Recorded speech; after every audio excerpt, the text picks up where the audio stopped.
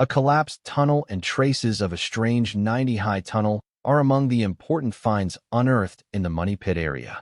The crew on Oak Island is working on a new dig, hoping to find solutions to a 230-year-old mystery. The team drilled a new exploratory borehole called D57 and discovered strong evidence of a mysterious high tunnel at a depth of 100 feet. Geoscientist Dr. Ian Spooner and his colleagues presented new groundwater testing data, showing that the large source of precious metals they had been trying to pinpoint for more than 3 years was no longer detected in the area of the soil baby blob, but appeared more than 40 feet to the southwest. Rick is excited to go over the team's and past treasures records. Metal detector specialist Gary Drayton shows up with his daughter, CAD drone, and his protege to help with the search for vital materials. As the new core drilling operation in the Money Pit location begins, the goal is to find additional proof of the tunnel and rich metals found more than 100 feet below the surface. Hunters will locate uncharted territory. They will build one or more huge diameter steel casings to recover them if they are successful. A wooden beam at the end of the team's pole may be proof of work done by the Restall family in their unsuccessful attempt to locate the flood tunnel in the 1960s, or it may be connected to those who created the flood trap centuries ago to protect whatever lies buried in the Money Pit. The team has been conducting interrupt processes in Smith's Cove to find the associated flood tunnel. For the past 3 weeks, they have been excavating large trenches at Smith's Cove in order to find the fabled flood tunnel and the vertical shaft. They are also working to locate and cut off the flood trap at Smith's Cove, a location where the original Money Pit treasure vault was discovered. The group believes the potential remnants of an enigmatic wooden shaft have been discovered while digging a huge trench at Smith's Cove. The location should have a flood tunnel because of the dark substance and wood.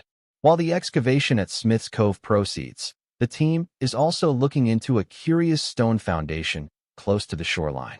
They plan to descend to see if the flood tunnel is present and send the boards for dendrochronology to get an age on it, because it might be a match to the Money Pit. An archaeologist named L and other team members are currently attempting to identify the area's north wall, which is an interesting project. The group is determined to carry out more research and find more clues about the history of the treasure vault known as the Money Pit. In 2022, numerous items discovered by a team of researchers at the site known as the Money Pit raised the possibility that it was inhabited for hundreds of years by a diversity of cultures. Iron tools are among these items. A cut English silver coin from the late 1600s is also included, along with a button featuring a starburst design. The team is currently looking for concrete evidence to help identify who was in charge of building the structure and what else it might contain. Following the discovery of a lead barter token and a marked material that fits soil oil symbols gathered from more than 100 feet deep in the area, they have found tools made of iron, a lead ball with a lid shot, and a TD pipe stem. The crew is excited about the possibility of finding further hints among the more than 10 tons of debris that were removed from Lot 5's stone foundation. A piece of silver that may be a modified form of an exceptionally old coin was also discovered. The team believes that the stone foundation on Lot 5 might have served as a camp during the Money Pit's construction. If archaeologist Helen Sheldon confirms this, the team will proceed with their theory. This could assist in identifying the structure's original designers. The group is searching for conclusive proof to assist in unraveling the 230-year-old enigma surrounding the Money Pit region. Additionally, they are investigating remnants of the stone foundation on Lot 5, which might have served as a campground while the Money Pit was being built. 11 feet southwest of where they came across the enigmatic 90-high tunnel a week ago, the crew is engaged in a core drilling operation in the Money Pit location. Additionally, the crew is keeping an eye on the core drilling activity in Borehole 8. This year, the Oak Island Mystery Team is eager to start their treasure hunt in the hopes of making a big discovery. Gary Drayton, Craig Tester, and Rick Marty are looking for clues close to the location where 3 ancient coins were found 2 days ago. They locate a half-Roman coin that has been confirmed by experts, as well as 4 additional unexplainable coins. The team is thrilled about the possibility of success and the potential for additional discoveries in the Oak Island mystery. Sandy Campbell, a numismatic expert with 4 years of experience analyzing rare and ancient coins, is being brought in to assist the team. He hopes to ascertain the origin of the 4 mysterious coins discovered earlier this week on Lot 5.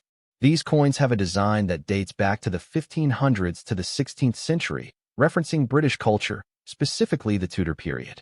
They intend to use every resource at their disposal to find more clues and expand their collection of high-end coins. Sandy Campbell, who has already visited the island, will help the crew identify the coins and their provenance as they continue to work on their quest for the treasure.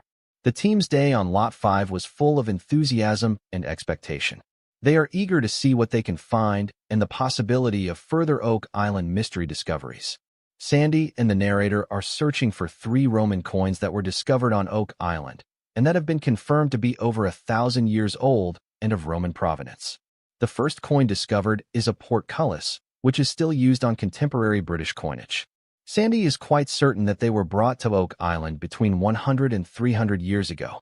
Additionally, they have discovered English, Spanish, Indian, and Chinese coins.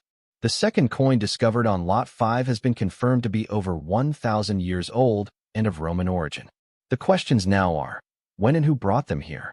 Sandy is attempting to interpret something that doesn't seem to make sense. The mystery increases when they find 3 Roman coins discovered on Oak Island, and the narrator concludes that there was a well-executed plan over generations or centuries, possibly transatlantic voyages to the New World.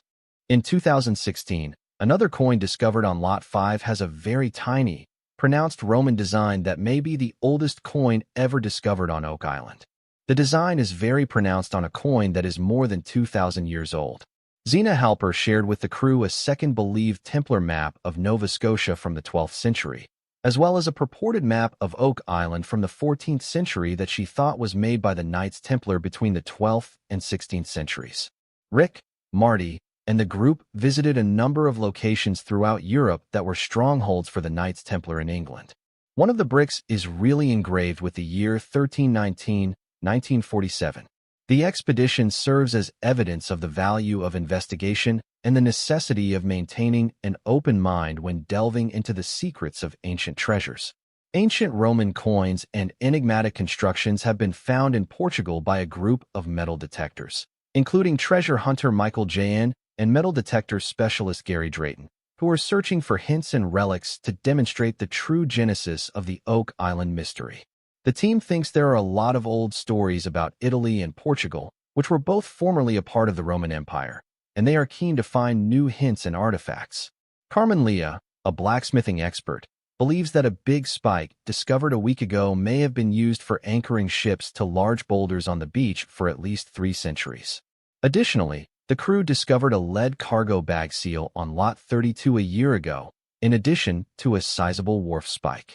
The team wants to know what people were unloading here and how this area relates to the money pit.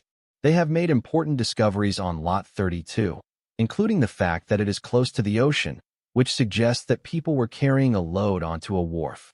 If they discover that they are going in a particular direction, they can draw a line, so every little clue matters. They also heard a good, two-way repeatable signal that is deeper and older than usual. The team is thrilled to see the edge, which they think is a coin or bullet. They are committed to uncovering the real cause of the Oak Island mystery and using what they discover to solve it. A specialist in metal detection is assisting the team to find out where the treasure might be buried far below ground. The team is trying to locate a flood tunnel and follow it back to the money pit area. They are searching for something that was constructed by humans and have currently found a board at the water level. They are interested in learning who constructed this structure. A board is discovered at the water level, and researchers or original depositors are searching for something that is out of place in the area. They are searching for anything unusual in the area and are looking for anything that is out of place. Despite the current circumstances, before they begin excavation, they will seize a large board that has been discovered. There is also a beam that is thicker than it is here, but not uniformly thick with the various blends. Emma will be immensely useful in defining a decade or decades. It is thrilling to think that something here might speak eloquently to what happened. If the team can confirm that this concrete was made in the 1960s, it would probably mean that it was made by the Restall family. Their efforts to find the alleged flood tunnel that feeds seawater into the money pit could soon pay off. The team discovers a huge beam that is evidence of work done by human hands and could represent previously unknown work. Later that afternoon, Craig Tester and Mary Leah join them in the war room via video conference in order to solve the mystery for everyone who has come before them. Rick Lagina and the other team members are working to locate a flood tunnel in the Money Pit area. They are also searching the area for anything unusual and are eager to see what they discover. Arco medalist at Smith's Cove, Emma Culligan, recently found enormous slabs of concrete that were made of a straightforward cement mix. When the concrete was examined with X-ray diffraction equipment, XRD, it was shown to contain a Portlandite trace, placing it in the Portland cement group. Portland cement is the most widely used type of cement in contemporary building, frequently combined with water, sand, and gravel in Canada. Portlandite is found in just 2 places, all aggregates, sand, in Quebec and BC. This is probably because it lacks a modern concrete mix. Nova Scotia, a place in Quebec, began hydraulic mining in the 1920s. This cement is hydraulically mined, and it is unlikely to be anything after 1900, as it directly affected the water flow. The Restalls believe that the location to block off the flood tunnel was the reason they sought to cement it. The vertical shafts found at Smith's Cove attest to the existence of the flood tunnel system and the placement of the Restalls when Craig Tester, Rick Lagina, and Scott Barlow arrived to examine the possibly historic discovery. They discovered rocks that seemed to be beneath the boards. Billy discovered that every rock touched a rock the size of his fist underneath. Craig thinks that these boulders are man-made since they exhibit a linearity that Mother Nature does not. If the flood tunnel's position is verified, the original line should be projected somewhere along that line, pointing toward the Money Pit. The only thing left to do is carry on excavating on Lot 5. Peter Fornetti and metal detection specialist Gary Drayden are looking through the remains of a mysterious rounded stone foundation. They have found priceless 17th-century Venetian trade beads, mortar-like material that matches soils recovered from over 100 feet deep in the Money Pit area, and iron tools that have been scientifically linked to Sir William Fipps, a 17th-century English politician and officer who is thought to have buried a massive hoard of Spanish silver on Oak Island in 1687. One of the artifacts found on Lot 5 could play a crucial role in the story of Oak Island. This artifact, retrieved from the mysterious stone foundation on Lot 5, appears to be a handmade iron chisel. When examined by blacksmithing expert Carmen Legg, it was dated to the late 1600s and believed to have been used for cutting through hard materials like stone or dense timber. What makes this tool even more intriguing is that its design closely matches tools used by crews working under Sir William Fipps during his expeditions in the Caribbean and off the coast of Hispaniola, areas where he is known to have recovered large amounts of Spanish treasure. This potential connection to Fipps adds weight to the theory that the Oak Island mystery may have roots in real, documented treasure operations from the 17th century. If Fipps or one of his men did transport part of a treasure hoard to Nova Scotia, it would explain not only the presence of Spanish and Roman coins, but also why so many efforts seem to have gone into hiding and protecting whatever was buried there. Further metallurgical testing confirms that the composition of the chisel is consistent with 17th-century English forges, which fits with both the timeline and the narrative surrounding Fipps. This is especially exciting for the Lagina team because it supports the possibility that Oak Island was used by skilled European treasure handlers, men who were not only capable of burying riches, but also of constructing elaborate booby traps like the infamous flood tunnels.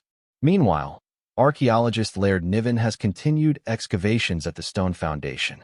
The configuration of the stones, neatly stacked and rounded at the corners, doesn't match traditional settler or farming construction. Instead, it may represent something ceremonial or strategic. It could be part of a way station, a lookout, or even a hidden vault entrance. Soil samples taken from beneath the structure also match other deep earth samples from the Money Pit, reinforcing the idea that these seemingly separate locations are connected underground. Back in the war room, the team pores over old maps, including the controversial Zena Halper maps that depict Oak Island in the 12th and 14th centuries. Rick Lagina reiterates his belief that the mystery is bigger than just hidden gold. It's about a complex web of historical movements, secret societies, and deliberate concealment. He believes the island was chosen because of its isolated geography and dense tree coverage, making it ideal for secret landings and hidden construction projects. To add to the growing evidence, the team receives a report from geoscientist Dr. Ian Spooner, who has been analyzing groundwater samples from around the island. His findings show unnatural levels of heavy metals deep underground in areas far from any modern contamination sources. This suggests that large quantities of metallic objects, possibly coins, tools, or even treasure chests, have been buried there for centuries. At the same time, remote sensing expert Steve Guptill has been mapping subterranean anomalies that align with both the stone structure on Lot 5 and the tunnel systems near the Money Pit. His data shows a possible corridor that leads from the stone foundation directly toward the center of the Money Pit triangle. If this proves true, it may finally explain how items from different locations seem to migrate toward the pit due to underground movement or intentional design. As the episode concludes, the Oak Island team reflects on how each new find, Roman coins, Venetian beads, British chisels, and 17th century construction, deepens the mystery rather than solves it. However, with every coin unearthed, every stone structure mapped, and every historic connection uncovered, they come closer to understanding the incredible effort and purpose behind what has taken place on this tiny island for over 200 years. Could it truly be that Oak Island was once a hub of transatlantic secrecy, chosen by early explorers, pirates, or even the Knights Templar to guard something much greater than gold? That's the question that keeps Rick, Marty, and their dedicated team going, week after week, year after year. And as they prepare for deeper digs and more advanced testing, the excitement and tension continue to grow, because whatever lies beneath Oak Island is inching closer to being revealed.